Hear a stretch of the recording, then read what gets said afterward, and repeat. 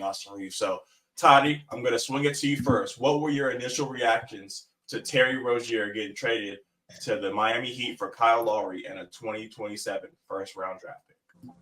Kyle Lowry went for a first round pick. I think Terry Rozier is what the Heat need. He's averaging north of 24 points a game. I think it's very doable for what they need in the playoffs. They need a little bit more scoring. And I feel like Terry Rozier is that guy. He's proven a few times in the playoffs with his run in Boston, his deep playoff run in Boston, that is. And I think that's kind of what Miami needs now. Things can get a little bit stagnant for Miami when it's usually just Jimmy Butler that's very ball dominant. I'm thinking just more of just playoffs because the Miami Heat aren't really a team that really get up for the regular season. They kind of coast through the regular season. When the playoffs come, they usually ratchet things up. So with having, still having Tyler Hero and having Terry Rozier, Jimmy Butler, and Bam Adebayo, that's kind of what your core is going to look like going into the playoffs. And I think when the game starts to slow down and they play a little bit more half court, Terry Rozier is going to be that extra added piece for them that can, create for himself. And I think just going into it or going into the playoffs, they'll be one of those teams that's like 6, 7, 8 that a bunch of people aren't going to want to play. And, right now, Terry Rozier, I think he's played 2 games, hasn't really looked too well. Just trying to get accustomed to what the Heat culture is. And basically a bunch of people say that Miami is like the Patriots of the NBA, if that makes sense.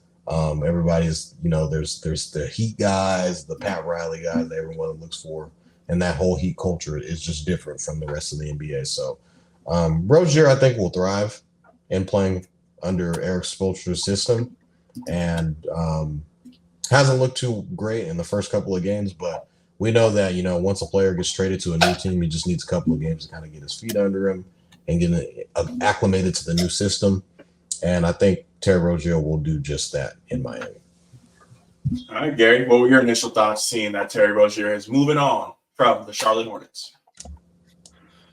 I think it's a great move. Like Vaughn mentioned, Terry Rozier is a certified bucket getter. Simple as that. He came to sack and did a number on us. Yeah, his likes. He's been a lot of teams. I had the teams right here actually, but I remember prime time being on the Celtics, and this since he's been on this Hornets team too, he's been a contributor. Like Vaughn mentioned, averaging about 22 points per game, and I think they just needed a spark from the point guard position. Kyle Lowry is also just a dog in himself in terms of just, he's going to get a bucket as much as he can. He's going to hustle in every which way, and he's going to be a fighter. But, he just at the tail end of his career, at the end of the day, the Miami got to do what's best for the organization. So hopefully him on that spectrum gets a chance maybe to get bought out and, kind of go ahead, maybe help a team out, be a veteran leader he is, and, just keep pouring back into this league if he's still wants to play, unless he wants to give a young buck an opportunity and, and just walk out and retire, get a one-day contract in Toronto or something like that, cool,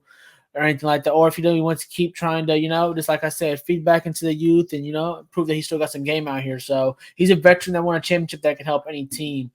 So hopefully he can get that done and get that grace right there from Charlotte. But if not, we'll see what happens with him. But yeah, going back to this Terry Rozier piece, it's gonna be good to work. See what you guys can get. We need to get Jimmy Butler back in action, more in action. I think he missed a couple games this year. Bam's obviously been an all-star level player playing on this Miami Heat team. And yeah, I think as soon as he gets a little acclimated to their system and things of that nature, I think he's going to be able to play and fit great in this system. And we all know Eric Spoelstra, after getting his contract, one of the biggest contract in NBA history, that he set you up for success, man. He set you up for success.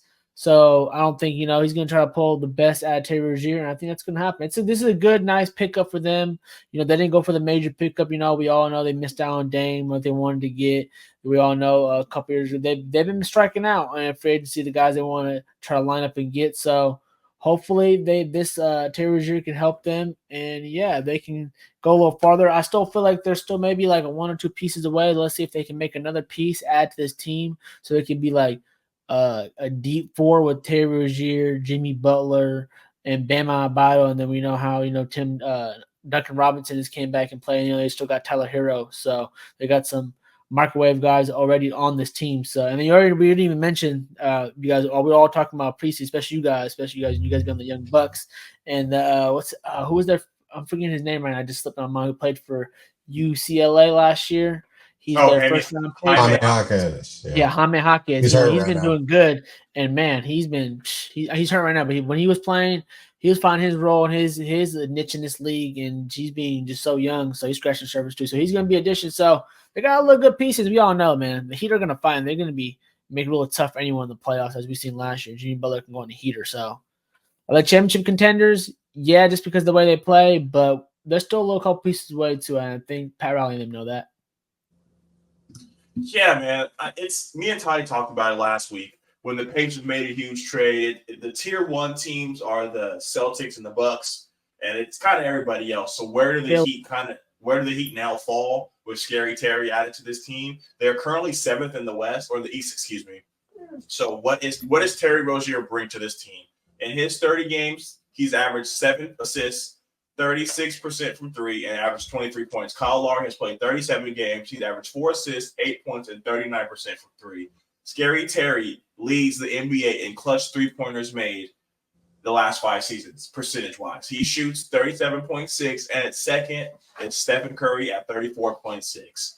Terry Rozier, like Garry mentioned, they now have 4 guys that can really go. Their bench is really kind of slimmed out, but these 4 guys can go, and I don't know if you guys are way back in the last of the Eastern or the NBA Finals when Garry said that Bam Adebayo was better than Anthony Davis.